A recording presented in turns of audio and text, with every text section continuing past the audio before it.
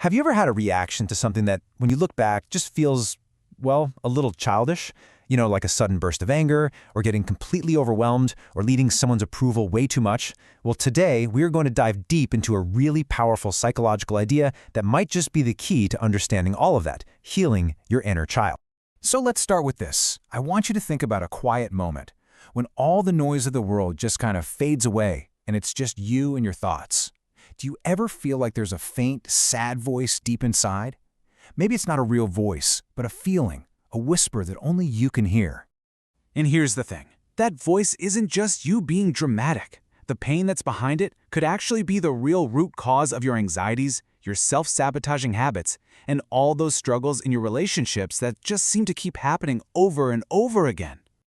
So what is this voice we're talking about? Well, this is what experts call the inner child. And no, it's not just some poetic, fluffy idea. It's a real, powerful, and very active part of who you are. The easiest way to think about it is this. The inner child is the part of you that, in a way, never really grew up. It's where all your joy, your creativity, and your sense of wonder come from. But it's also like a vault, where all your oldest wounds, your biggest fears, and the needs you had as a kid that were never met are stored away.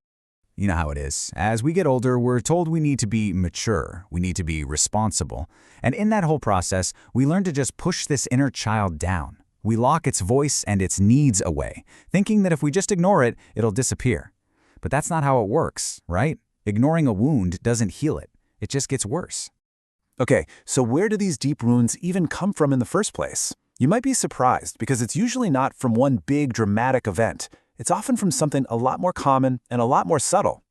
These wounds usually form in tiny, repeated moments. Maybe your parents, who were probably dealing with their own stuff, unintentionally dismissed how you felt. You were told big kids don't cry, or you were super excited about something and they just didn't share that energy. Over time, all those little emotional paper cuts add up, and they create this deep core belief inside of us. I am not good enough. And that one single belief, I'm not good enough, is the engine behind so much of our adult behavior. Procrastination? That's often just the inner child being terrified of not being perfect. People-pleasing?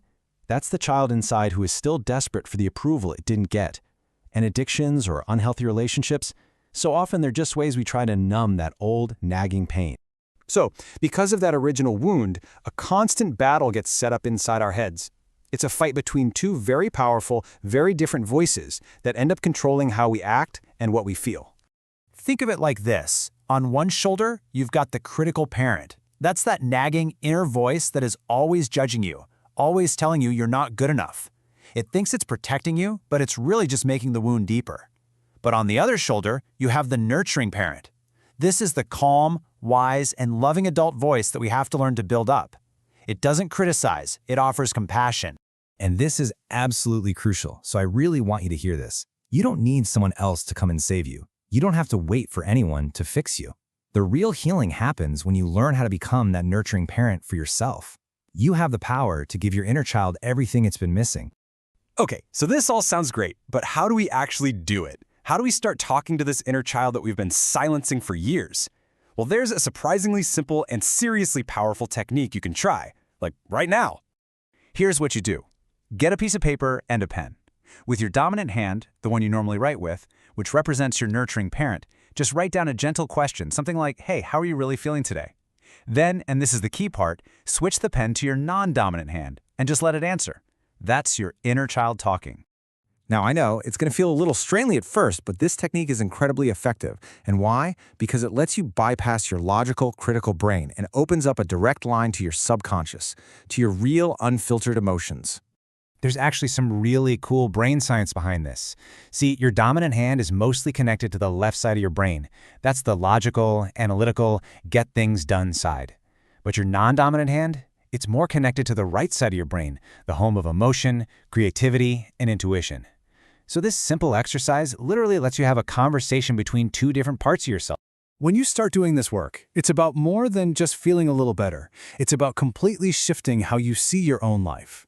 It's about making a conscious choice to stop being a victim of your past and start being the author of your future.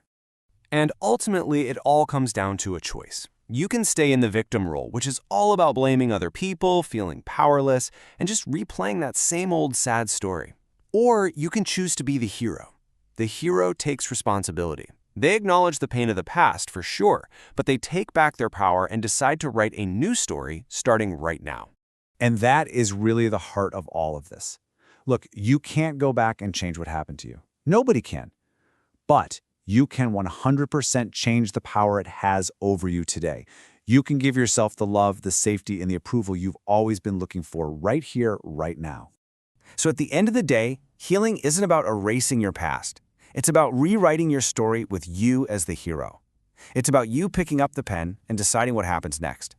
So the only real question left is, what's the first sentence you're going to write in your new chapter?